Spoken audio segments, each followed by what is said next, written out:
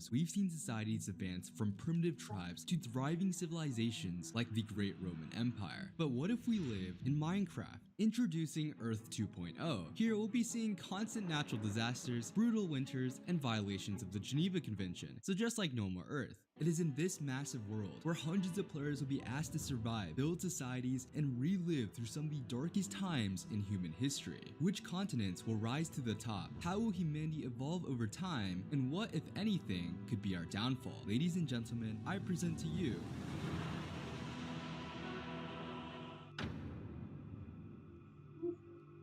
hundreds of players spawn across the world, some finding luscious biomes teeming with life, and others, No, please no, please no. I need water, please. not so much. In the early days, most people focused on their own survival, migrating to stay hydrated and avoid unstable weather. A couple days later, tribes began to form, as players realized that working together increased their chances of finding food. They harnessed the power of water, grew farms, and built the first primitive shelters. But they had to be careful, as natural disasters could strike at any moment. We saw tornadoes, blizzards, and even earthquakes devastate entire societies. In a settlement in the United States, we saw our first form of tribal conflict. Wait, bro. I thought we put everything. Get out. No. They're opening your own civilization.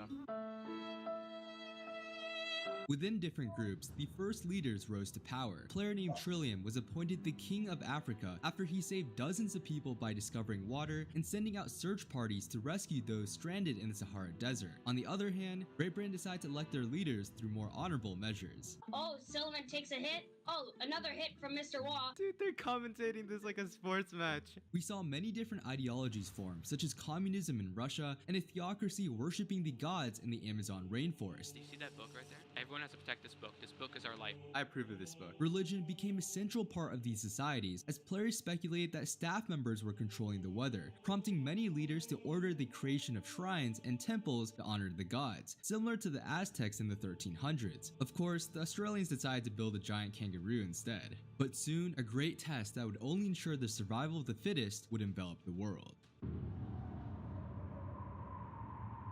Crop farming became obsolete and animals froze to death, leaving it almost impossible to find food.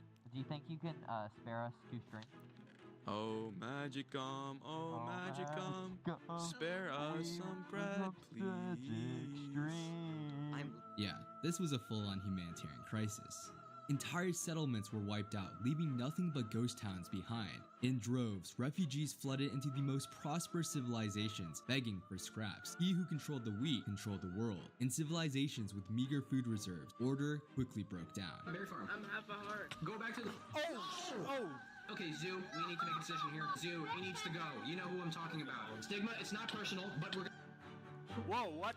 However, not all was lost. Regions like China survived by foraging the wilderness for mushrooms to create suspicious stew, one of the strongest food sources in Minecraft. The people also found a pig frozen in ice and began worshipping it as they thought it was a sign from God.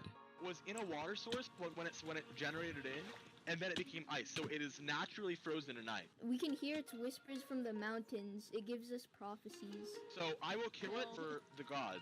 Let us let it free first, and end its life. End it. Yeah! The coronation of the king! The king has been crowned! Rip my pig. Rip my pig. But when they returned from their expedition, they found their buildings turned to ash, friends slaughtered, and valuables looted. They were attacked by Russian raiders. The surviving remnants vowed to get their revenge. They held a funeral to mourn their fallen comrades, packed what was left, and headed for a new land to rebuild. In their journey, they came across the perfect place, an island that we now know today as Taiwan. The Africans survived after finding a cow that could produce milk, and the animal quickly became a holy symbol in their culture. In fact, they kept one milk bucket for religious purposes, nicknaming it the milk of life, and missionaries began traveling to spread the word of the magical white substance. They were actually pretty successful, and the milk of life became something of a famous folklore in the world.